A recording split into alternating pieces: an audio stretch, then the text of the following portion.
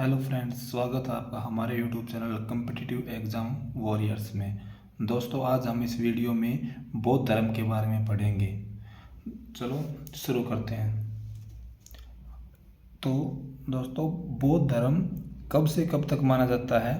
यह है 600 BC का एक धार्मिक आंदोलन, यानी कि बिफोर द क्रिश्चियन। जो संस्थापक है इनके वो हैं गौतम बुद्ध।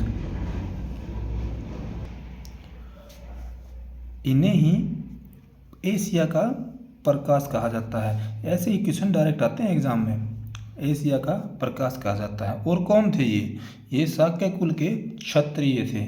शाक्य मुनि भी कहा जाता है इन्हें। गौतम बुद्ध जन्म कब हुआ था इसका? कभी कभी डायरेक्ट भी ये भी आ जाता है कि इनका जन्म कब हुआ। तो 576 BC लुम्बिनी में एक जगह है कपिलवस्तु, और वो कहाँ है? नेपाल में। इनका जन्म यहाँ पे हुआ। बचपन का नाम इनका सिद्धार्थ था।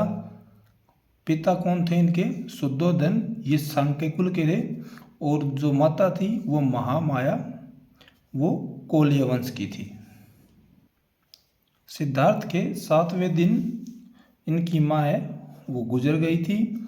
और लालन पोषण किसने किया था? तो इन्हीं की जो मौसी थी प्रजापति गोमती, उन्होंने इनका लालन पोषण किया था। यहीं से गौतम बुद्ध की प्रथम महिला शिष्य बनी। जो ये प्रजापति गौतमी है, ये इनकी शिष्य बनी पहली। पत्नी कौन थी? यशोधरा थी। पुत्र का नाम क्या था? राहुल था। 29 वर्ष की आयु में इन्होंने गृह त्याग कर दिया। और इसी गृह त्याग को क्या कहा जाता है? महाविनिष्क्रमण। उसके बाद इन्होंने क्या किया कि ये राजगृह पहुंचे। राजगृह पहुंचकर उन्होंने मुलाकात की अलार कलाम से। फिर उसके बाद में वे वैशाली पहुंचे और मुलाकात की रुद्रक रामपुत्र से। इन्होंने इनसे थोड़ी थोड़ी शिक्षा ग्रहण की थी, या इनको ये मान कह लो कि इनके गुरु थे। फिर ये पहुंचे गया बिहार में। 6 वर्ष की तपस्या के बाद गया में निरंजना नदी के तट पर, जहाँ जहाँ मैं ये टिक लगा रहा हूँ वो ये कर लो कि इम्पोर्टेंट है। पीपल के वृक्ष के नीचे, पीपल के वृक्ष के नीचे महाज्ञान की प्राप्ति हुई। इन्हें ज्ञान की प्राप्ति हुई। ये महाज्ञान की प्राप्ति ही क्या कहलाती है? निर्वाणा कहलाती है। महाज्ञान की प्राप्ति के बाद यही कहलाए बुद्ध या तथागत। प्रथम उपदेश इन्होंने कहाँ पे दिया? वो दिया था इन्होंने सारनाथ में। यहीं पर इन्हें बौद्ध संघ की स्थापना की। और जो प्रथम उपदेश है उसी को कहा गया है धर्मचक्र प्रवर्तन। सर्वोदय। अच्छा, ये 2 क्वेश्चन बनते हैं। एक तो उन्होंने पहला उपदेश कहाँ पे दिया? तो वो तो दिया था इन्होंने सारनाथ में। लेकिन सर्वाधिक उपदेश इन्होंने कहाँ पे दिए? वो दिए थे सारावस्ती में। और ये दिए थे ये पाली भाषा में दिए थे। प्रथम शिष्य तपस्वी और भल्लुक ये थे, जिन्हें कलिक भी कहा जाता है। प्रधान शिष्य वो कौन थे? वो आनंद और उपाली थे। आनंद और उपाली थी। अंतिम दिनों में ये कहाँ चले गए? कुशीनगर में। कुशीनगर में उपदेश अपने शिष्य सुभज्ज को दिया। यही दूसरा शिष्य के पास गए जो था चूंद लोहार। इन्होंने कहते हैं कि सुअर का मांस परोसा और अतिसार रोग से इनकी मृत्यु हो गई।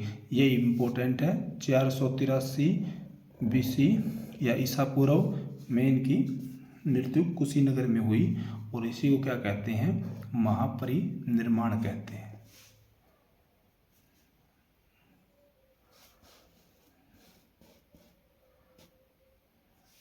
इसी को क्या कहते हैं? महापरिनिर्वाण कहते हैं।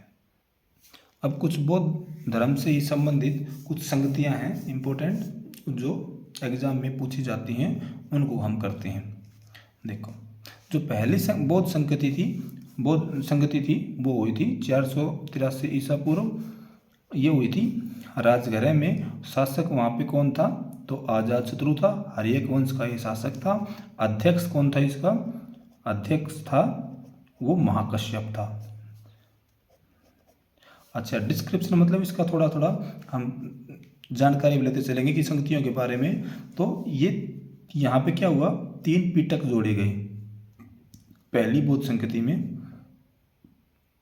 एक तो सुत्त पिटक और एक विनय पिटक, ये इंपॉर्टेंट है। बौद्ध जो सुत्त पिटक है, अब क्वेश्चन क्या करता है कि ऐसे घुमा देता है कभी कभी कि बौद्ध शिक्षाएं किस पिटक में है, तो वो है सुत्त पिटक में। बौद्ध के नियम या बौद्ध धर्म के नियम किस पिटक में है, तो वो है विनय पिटक में। अगली है दूसरी जो बौद्ध संगति थी वो कहाँ पे हुई? वो हुई वैशाली में। यहाँ पे शासक कौन था?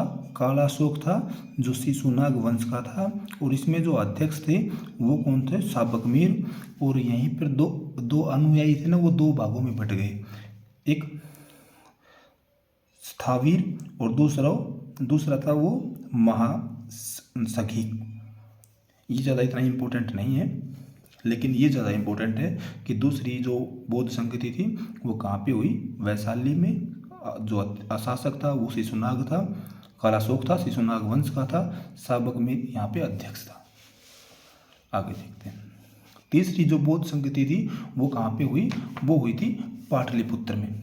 पाटलिपुत्र में ये इम्पोर्टेंट है कि सीधा क्वेश्चन ये आ जाता है कि किस बौद्ध संगति का में अशोक, मौर्य साम्राज्य का अशोक या अशोक सम्राट, ये किस बौद्ध संगति में शासक थे? तो वो है तीसरी बौद्ध संगति। कहाँ पे हुई? पाटलिपुत्र में। अध्यक्ष कौन था? मोगलीपुत्र।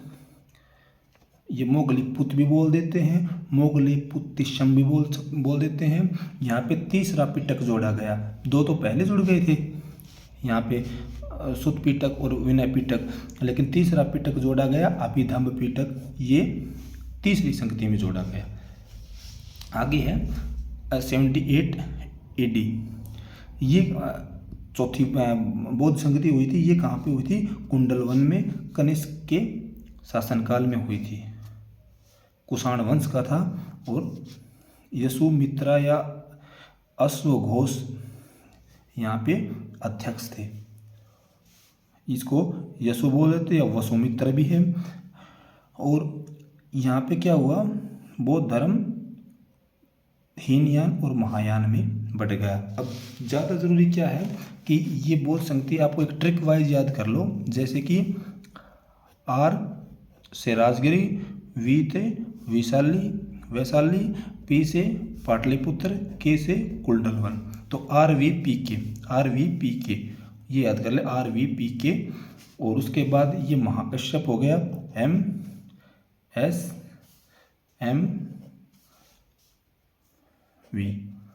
ये याद कर लो, MSMV।